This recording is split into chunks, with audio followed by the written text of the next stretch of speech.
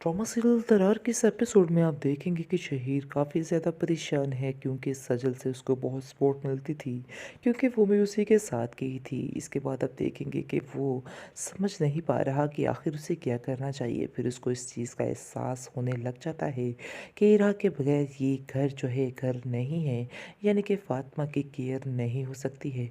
चाहे लाख में मुलाजमा रख लूँ, लेकिन इरा जैसा ख्याल उसका कोई भी नहीं रख सकता है। अब उसको इस चीज़ का अंदाज़ा हो रहा है क्योंकि सारी मुलाज़िमाँ जो हैं वो बताती हैं कि सजल किस तरह का रवैया रखती थी फ़ातिमा के साथ, और सारा कुछ बता देती हैं कि उसका क्या-क्या हाल करती थी और किस-किस तरीके से उससे पेश आती थी। ये सब बातें सुनकर शहीद का दिमाग और ज़्यादा घूम जाता है और वो कहता है कि ये मेरी पीठ पीछे मेरे बच्चे के साथ क्या करती रही, मैं इसको कभी माफ़ नहीं करूँगा।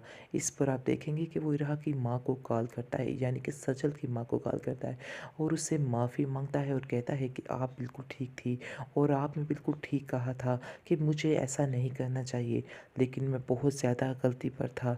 लेकिन अब मैं बहुत ज़्यादा शर्मिंदा हूँ और मैं चाहता हूँ कि जितनी जल्दी हो सके इरा अपने घर वापस आ जाए और वो मुझे माफ़ कर दे।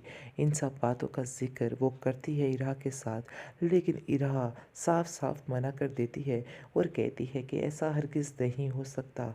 मेरी तो हर चीज़ पर उसने दरार डाल दी है, लेकिन मेरे दिल में अब उसके लिए कोई भी जगह नहीं है। मैं सिर्फ़ और सिर्फ़ अपनी बेटी को हासिल करना चाहती हूँ, इसके अलावा और कुछ भी नहीं। आगे से वो उसको समझाती है कि बेटा, ज़िंदगी ऐसे अकेले नहीं गुज़रती, जितनी जल्दी हो सके तुम इस चीज़ को समझ लो तो बेहतर है। अगर उसे अपने गुनाह की माफ़ी मिल जाए तो ये ज़्यादा बेहतर है, यानी कि वो अपने गुनाह पर बहुत ज़्यादा नादिम है। इसलिए मैं भी चाहती हूँ कि तुम उसको माफ़ कर दो और अपने घर चली जाओ, क्योंकि सजल ने अपना नया ठिकाना ढूँढ लिया है, वो ज़्यादा देर इधर नहीं रह सकती थी।